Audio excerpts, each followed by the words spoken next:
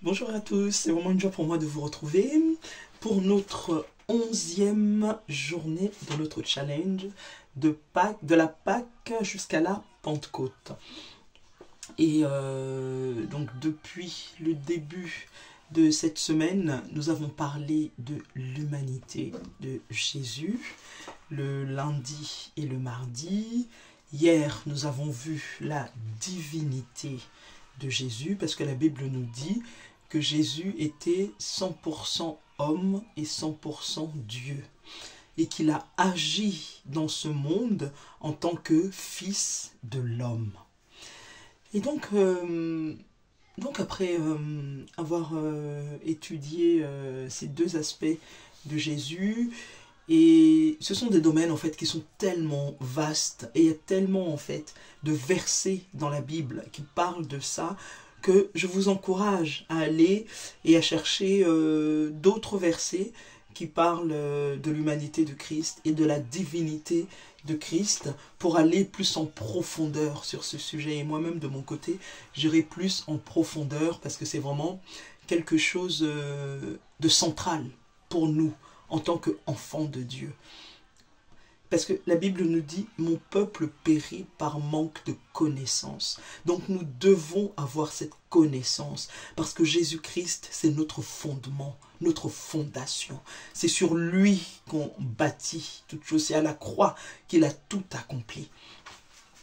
Et donc vraiment, je vous encourage à continuer à chercher des versets en rapport avec ces deux sujets. Et là, maintenant qu'on a traité en fait de l'humanité de Christ et de la divinité de Christ, là maintenant je me pose la question, quid et nous? Nous, en tant qu'enfants de Dieu, nous qui avons accepté Jésus-Christ comme Seigneur et Sauveur, nous qui sommes nés de nouveau, la nouvelle naissance, parce que Jésus-Christ nous a fait grâce de pouvoir l'accepter comme Seigneur et Sauveur, et en l'acceptant, notre esprit est revenu à la vie. Donc nous avons expérimenté la nouvelle naissance. Donc, qu'en est-il pour nous? Et comment l'humanité de Jésus-Christ et la divinité de Jésus-Christ nous impactent, nous, en tant qu'être humain. Et donc nous allons le voir dans 2 Corinthiens 5, le verset 17 et le verset 18. Et la parole de Dieu nous dit, « Si quelqu'un est en Christ, il est une nouvelle créature. Les choses anciennes sont passées. Voici, toutes choses sont devenues nouvelles. Et tout cela vient de Dieu, qui nous a réconciliés avec lui par Christ et qui nous a donné le ministère de la réconciliation. » Et donc là, nous voyons le but. Pourquoi il a fallu que Jésus-Christ meure? Pourquoi c'était tellement important que Dieu, parce qu'on a vu hier que Jésus-Christ est Dieu, pourquoi il a fallu que Dieu prenne la forme d'un homme?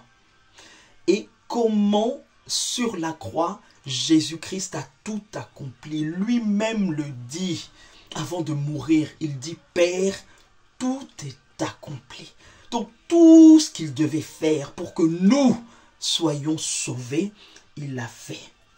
Et quand on remonte en fait à la Genèse, qui est le commencement de tout, on voit Adam et Ève qui tombent en fait en désobéissant à la parole que Dieu leur avait donnée de ne pas toucher l'arbre, de ne pas toucher le fruit de l'arbre de la connaissance du bien et du mal. Et Satan est venu pour les tenter, et ils ont succombé à la tentation. Donc Adam est tombé, et cette autorité que Dieu lui avait donnée, il l'a donnée maintenant à Adam. Et en fait, la Bible nous dit de Jésus-Christ qu'il est le second Adam.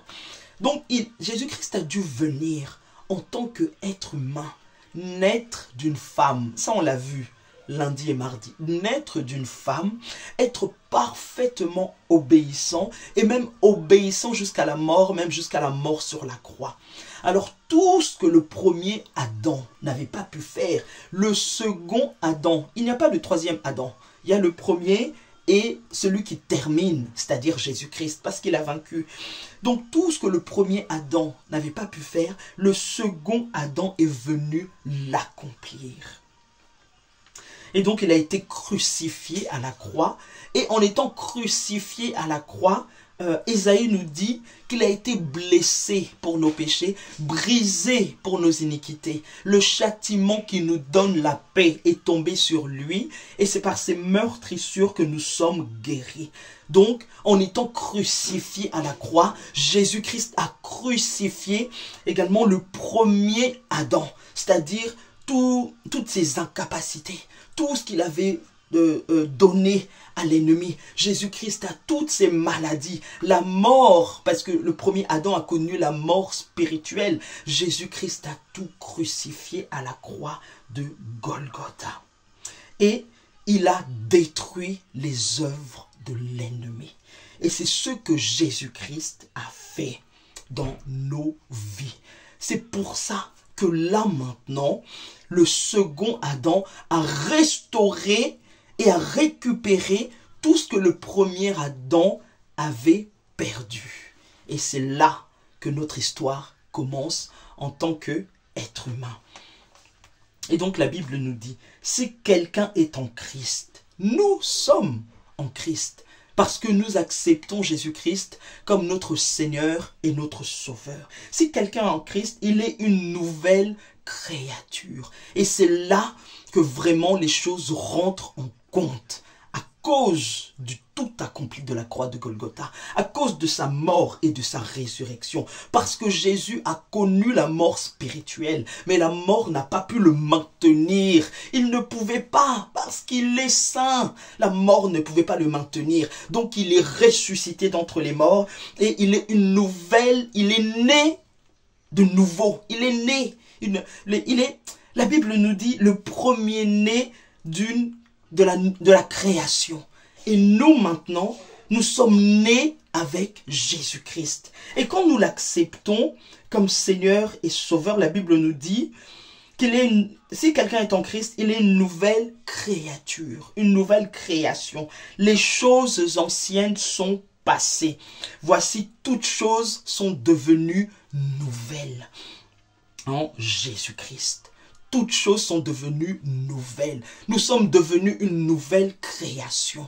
Et le premier-né de cette création, c'est Jésus-Christ. Et nous le voyons dans Colossiens 1, 15, qui nous dit, en parlant de Christ, « Il est l'image du Dieu invisible, le premier-né de toute la création. » Parce que c'est le premier qui a connu la mort spirituelle et qui est revenu à la vie. La mort n'a pas pu le maintenir. Donc nous avons cette espérance que nous ne mourrons pas spirituellement, mais que nous sommes devenus une nouvelle création comme Jésus-Christ. Et cette victoire sur la mort qu'il a remportée à cause de sa mort et de sa résurrection, c'est une victoire qu'il nous donne. Donc nous sommes une nouvelle création. Et les choses anciennes sont passées. Et il dit, voici, toutes choses sont devenues nouvelles. C'est-à-dire notre esprit est né de nouveau. Notre esprit est né de nouveau. Et concernant notre âme, elle est régénérée jour après jour, maintenant par l'œuvre, à cause de l'œuvre achevée de la croix de Golgotha. Et au niveau de notre âme, c'est pas quelque chose d'instantané. Parce qu'on a vécu toute notre vie dans un environnement avec des choses qu'on a reçues de nos familles, de notre culture, de notre éducation. Et donc notre âme, maintenant, doit être régénérée jour après jour par la puissance de la parole de Dieu. Mais concernant notre esprit, c'était quelque chose d'instantané. On était mort, séparés de Dieu, et en acceptant Jésus-Christ comme Seigneur et Sauveur, notre esprit est revenu à la vie d'un coup. Donc là maintenant, qu'est-ce que nous sommes? nous sommes une nouvelle création. Nous sommes nés de Dieu. Et Jésus-Christ est le premier-né de la création. Et les autres maintenant, parce que lui, il est le premier. Donc, s'il a le premier, ça veut dire qu'il y en a qui sont derrière lui. Et bien, c'est nous. Nous sommes maintenant une nouvelle création. La mort spirituelle n'a plus d'impact sur nous parce que Jésus-Christ a vaincu la mort. Et nous sommes en Christ et Christ est en nous. Et donc, voilà. Et cette parole de Dieu, elle est tellement importante. C'est parce que nous devons le comprendre dans notre pensée. Nous devons l'intégrer en nous, que nous sommes une nouvelle création en Jésus-Christ. Que Jésus-Christ a vaincu la mort et qu'il nous a donné de ne plus mourir spirituellement parce que nous avons également vaincu la mort à cause de l'œuvre achevée de la croix de Golgotha. Donc, vraiment, nous sommes maintenant à l'image de Jésus-Christ. Et l'apôtre Paul nous le dit, Christ en nous, l'espérance de la gloire. Et c'est un sujet tellement vaste, c'est un sujet également qui est tellement complexe qu'il est important que nous puissions saisir, que nous puissions emmagasiner pour vivre une vie chrétienne victorieuse. C'est vraiment très important. Et là, en fait, j'essaye de vous l'expliquer et c'est juste les prémices. Mais de comprendre maintenant que nous sommes à l'image de Christ, que nous sommes une nouvelle création comme Jésus-Christ. Jésus-Christ a vaincu la mort spirituelle et que nous aussi nous avons vaincu la mort spirituelle parce qu'il nous a donné sa vie. Et donc vraiment je vous encourage qu'on puisse continuer sur ce sujet demain et donc je vais prier. Vraiment glorieux Saint-Esprit, je te dis merci pour ce sujet que tu nous donnes. Accorde-nous la grâce de comprendre parfaitement ta parole, d'emmagasiner parfaitement l'importance de l'œuvre de la croix de Golgotha et ce qu'elle produit dans nos vies. Seigneur, vraiment renouvelle, Seigneur, notre intelligence et donne-nous vraiment la révélation de Christ et l'impact de l'œuvre achevée de la croix de Golgotha dans nos vies en tant que chrétiens nés de nouveau. Alléluia, papa. Donc vraiment, au nom de Jésus-Christ, j'ai prié. Amen. Donc vraiment, je vous encourage à revoir les 2 versets qu'on a lus et même à aller plus loin parce que ce sont vraiment des sujets fondamentaux pour notre vie chrétienne et il est important d'avoir les bonnes bases. Donc vraiment, que le Seigneur vous bénisse abondamment. Et je vous dis à demain. Soyez bénis. Amen.